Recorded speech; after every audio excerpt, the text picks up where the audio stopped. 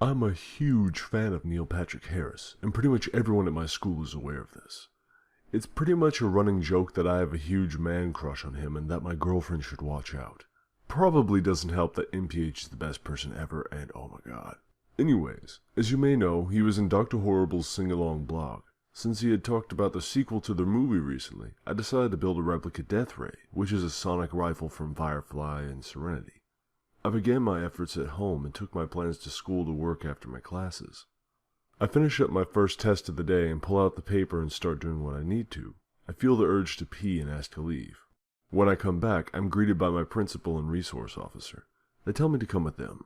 Everyone's looking at me like I'm a murderer, so I tell them all right and go. I have my death ray plans spread before me on a table and have no idea what's happening. They demand to know where my weapon stash is and why I'm planning something.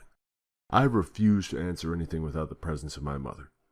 I then notice how my plans had measurements, parts, drawings, labels, and I made them look amazing. I was planning on keeping them as a prop to go with the death ray.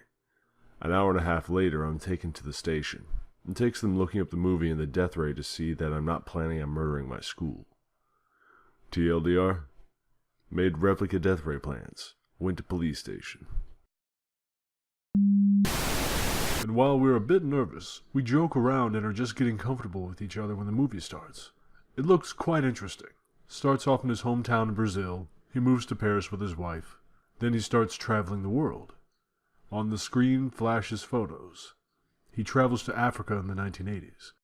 In what can only be described as fucking fucked up, hundreds of pictures of naked and dead bodies fill the cinema for a good hour. Nothing but death and pain. Sweat is pouring from me. This is literally the worst movie anyone could have ever picked to take a first date to.